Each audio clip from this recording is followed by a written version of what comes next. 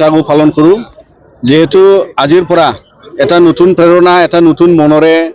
আৰু এটা নতুন বতৰে আৰু এটা বৈশাখ মাহৰ যি নতুন বছৰৰ যে সৃষ্টি আৰু আমাৰ প্ৰাকৃতিৰ যে এটা নতুন সৃষ্টিৰ যে এটা ইয়াত আজিৰ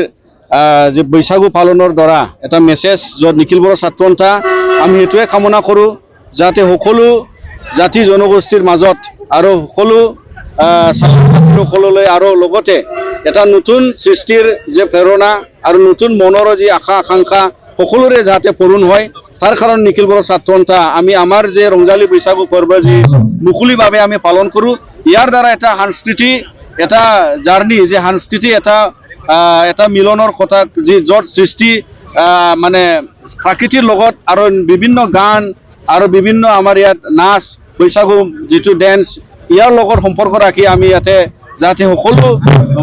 মানৱ জাতিৰ কাৰণে ইয়াত শান্তিৰ এটা বাৰ্তা আৰু লগতে মিলা প্ৰীতিৰ এটা বাৰ্তা হৰাই জীয়াই থাকিব লাগে আৰু এটা সংস্কৃতি হিচাপে আৰু এইটো জীয়াই থকাৰ কাৰণে যাতে আমাৰ সকলো জাতি জনগোষ্ঠীয়ে এইটো পালন কৰি যাব লাগে যিহেতু বিভিন্ন জাতি জনগোষ্ঠীয়ে বিভিন্ন নামেৰে যেনেকৈ আমি অসমত বিহু বুলি পালন কৰে বড়োসকলে ৰংজালী বৈশাগু বুলি আমি পালন কৰে তো ইয়াৰ দ্বাৰা এইটো এটা ভাল মেছেজ আৰু ভাল এটা কামনা যাতে সকলোৰে পূৰণ হয় তাৰ কাৰণে আমি নিখিল বড়ো ছাত্ৰ সন্থাৰ পৰা আমি আজিৰ আপোনালোকৰ দ্বাৰা আমি এইটো কামনা ৰাখিছোঁ।